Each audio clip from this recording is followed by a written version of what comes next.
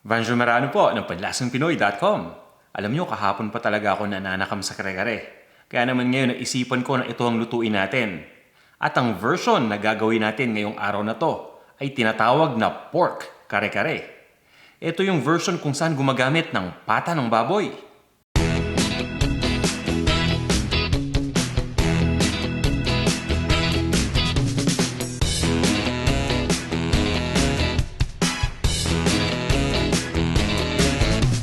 Ito yung mga ingredients na gagamitin natin para sa dish na to.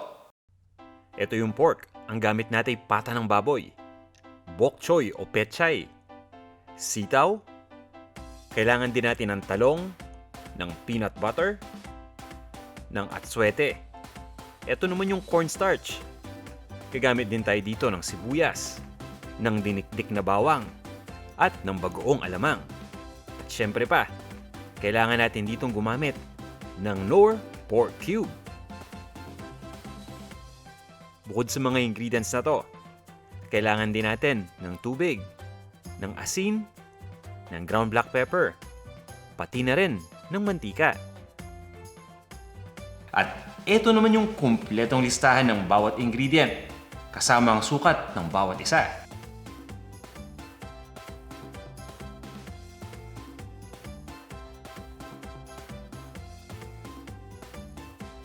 Kung handa na kayo, tara, umpisa na natin ang pagluluto. Bago tayo mag-umpisa magluto, pagsasamahin muna natin yung buto ng atswete at yung ating warm water sa isang bowl. Ang kailangan natin gawin dito ay ibabad lang itong atswete dito ng mga 10 minutes. Kailangan lang natin ma-extract yung kulay dito sa atswete. Pagkatapos nito ay kukuha lang tayo ng kutsarita at hahaluin lang natin ito. Ang ginagawa natin yun ay pinapakapit lang natin sa tubig yung kulay ng atswete. Pagkatapos ay sasalain lang natin ito at iset aside muna natin dito yung annatto water o yung tubig na kulay pula. Ngayon naman ay magpapainit lang tayo ng tubig sa isang cooking pot at pakuluan na natin to. At pagkatapos ay ilagay na natin dito yung pata ng baboy. Ang ginagawa natin dito yung unang pagpapakulo pa lang. So pagkalagay dito ng pata, kailangan lang natin itong pakuluan nang sa ganun ay matanggal natin yung mga impurities nito. Yung tubig itatapon natin yan mamaya. Yung pata naman kailangan lang natin itong malinisan mabuti.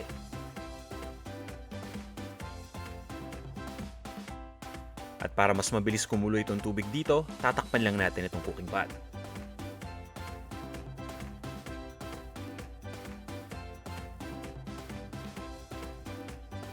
At ngayong kumulo na yung tubig, so itutuloy lang natin yung pagluluto dito.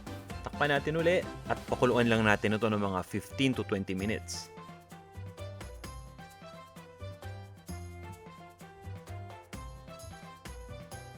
Sa puntong ito ay bahagyan na nating napakuluan yung pata. Nandito na tayo sa ating 20-minute mark. At makikita ninyo dito sa ibabaw may mga lumulutang na scums. Yan yung gusto nating tanggalin. At mapapansin nyo rin na may itim yung pinaghiwaan ng buto ng baboy. Ito yung bone marrow na kapag naluto nangingitim. So kailangan din nating tanggalin yan. At pagkatapos ay tatanggalin lang natin dito yung baboy o yung pata. Itatabi muna natin ito sa isang malinis na lalagyan. At pagdating naman dun sa pinagpakuluan nito na tubig gaya nga ng nabanggit ko kanina, itatapon na natin ito. Ngayon naman, gamit ang isang malinis na cooking pot, maglalagay lang tayo ng mantika dito at papainitin lang natin. Siguraduhin lang natin na na-spread na yung mantika dito sa lutuan.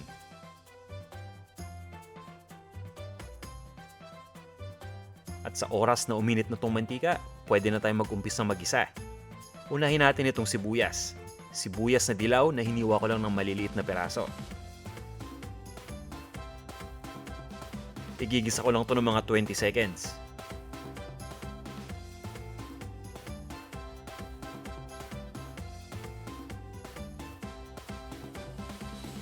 At pagkatapos, ilagay na natin dito yung bawang. Ito yung bawang na dinikdik ko lang mabuti. Pwede ninyong hiwain pa ito ng maliliit na peraso kung gusto ninyo. Itutuloy lang natin ang pag-isa dito hanggang sa lumambot na yung sibuyas at maging light brown na ng konti yung kulay ng bawang.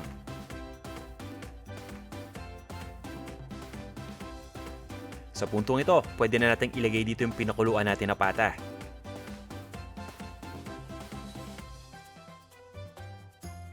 Ang kagandahan dito dahil pinakuluan na natin to kanina, natanggal na yung mga scums. Kaya mamaya kapag niluto natin ito, expect natin na wala ng scums na makikita dito.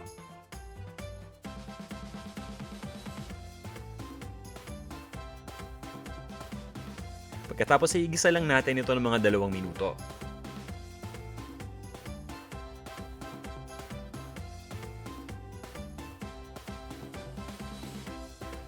Mas maganda kung binabaliktad natin yung pata habang ginigisa nang sa ganun ay maging uniform o maging pantay yung pagkakaluto dito.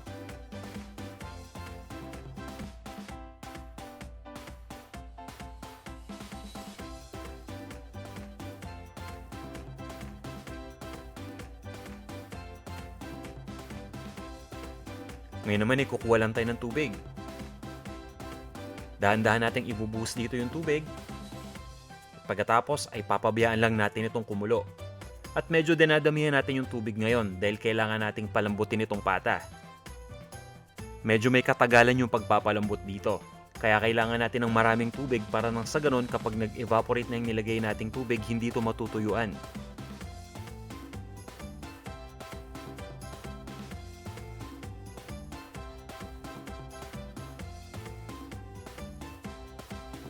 Yan, at ngayong kumulo na yung tubig. Ibig sabihin yan, pwede na nating i-adjust yung apoy. Ang ginagawa ko dito, nilalagay ko lang yung setting between low to medium. Pagkatapos ay tatakpan lang natin itong ating cooking pot at itutuloy lang natin ang pagluto dito ng 60 to 90 minutes o hanggang sa tuluyan na lumambot yung pata. At sa puntong ito ay malambot na yung pata. Kung nagmamadali kayo, pwede rin kayong gumamit ng pressure cooker dito.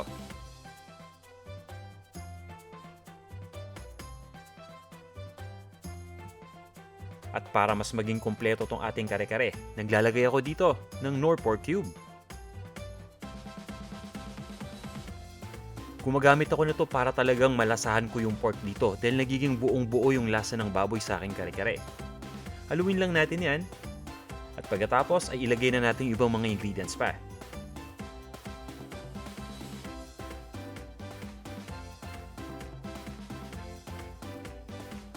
Pag sinabi natin kare-kare, kailangan dito ng mani. At ang gamit nating ingredient ay ang peanut butter. Ilagay lang natin dito yung peanut butter at pabayaan lang natin itong matunaw. Pagkatapos ay haluin lang natin itong mabuti hanggang sa tuluyan na itong mag-dilute dito sa tubig. Sa puntong ito, itatakpan lang natin itong cooking pot. Ituloy lang natin ang pagluto sa medium heat ng 10 minuto. At makalipas ang 10 minuto, ilagay na natin yung pampakulay.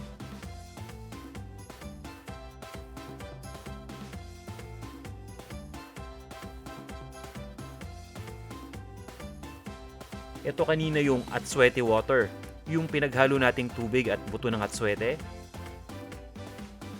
Ibubuhos lang natin dito sa cooking pot at haluin lang natin ulit. Ngayon ay tutuloy lang natin ang pagluto dito ng mga 5 hanggang 8 minuto pa o hanggang sa mag-reduce lang ng konti yung sauce. Pagkatapos ay kukunin na natin yung cornstarch. At maghahalo lang tayo dito ng mga 1/4 cup na malamig na tubig. Pagkatapos ay ibubuhos na natin yung mixture ng cornstarch at ng tubig dito sa ating kare-kare. Ang ginagawa nito ay pinapalapot nito yung sauce ng kare-kare. Haluin lang natin ito at maya-maya lang mapapansin niyo na unti-unti nang lumalapot yung sauce. Lutuin lang natin ito ng mga 5 minuto pa.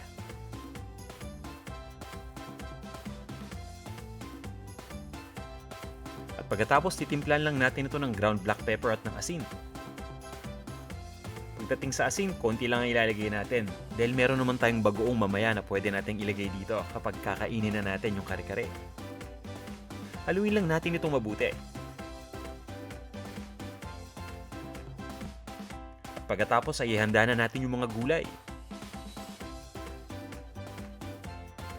Ito na yung talong. At isunod na nating ilagay dito yung sitaw o yung snake beans.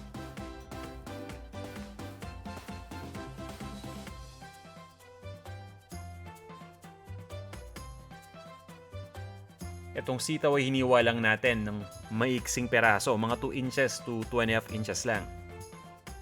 Haluin lang natin ito at pagkatapos ay takpan natin itong ating cooking pot. Iluto muna natin itong mga gulay. Mga 5 minuto, okay na yan.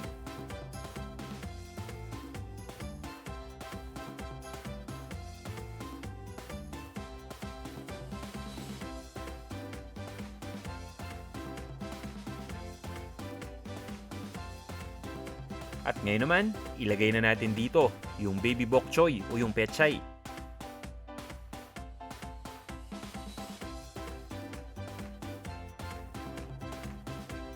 Ito na yung pinakahuling ingredient na ilalagay natin dito. Haluin lang natin, pagkatapos ay tatakpan lang natin ulit itong ating cooking pot. Iluluto lang natin ito ng 2 minuto.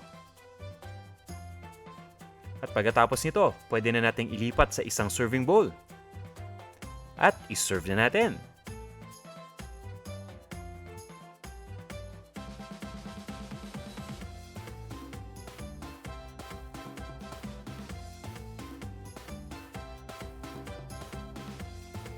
Ito na ang ating pork kare-kare.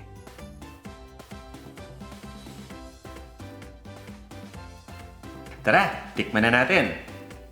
Napakasarap nito, lalo na kung ganito pa kainit. Pero bago natin lagyan ito ng bagoong, kakainin ko muna to, titikman ko muna to habang walang bagoong.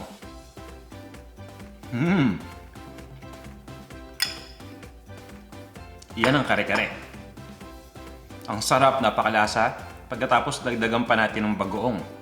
Panalong panalo talaga. Kaya sana subukan niyo itong ating recipe. Ngayon naman mag-greetings muna tayo. Hello kay Amelia Gakutan, kay Mary Christine Tiu, kay Lynn Linnea R. Bergsven, kay Sonia Hollier, kay Chloe Culasa, at kay Julius Galabo. Hello rin sa'yo, Tessa Belia, at kay Sal Borromeo. Hi rin Mea Adelgado at kay Karen Garcia, Christine Shane, Miriam Sabangan at Raylay G. Hello sa inyo. Hi rin kay Shayna Polistico, kay Norm, kay Jonas Palye. Hello rin kay Clarissa Rose Mondero at kay Maria Hensley. Maraming salamat sa inyo sa lagi ninyong pag-comment dito sa ating mga video at sa inyo ding walang sawa na panonood. Sana ituloy nyo lang yung panonood ninyo at marami pa tayong recipe na i-upload dito sa Panlasang Pinoy. At kung nagustuhan nyo tong ating video ngayon na pork kare-kare, sana huwag nyo kalimutang i-like ha. Kung hindi pa kayo nagsasubscribe, iniimbitahan ko kayo na mag-subscribe dito sa ating Panlasang Pinoy YouTube channel. At i-follow nyo rin ako sa Instagram at Panlasang Pinoy. Magkita-kita tayo sa ating susunod na video. Maraming salamat ulit.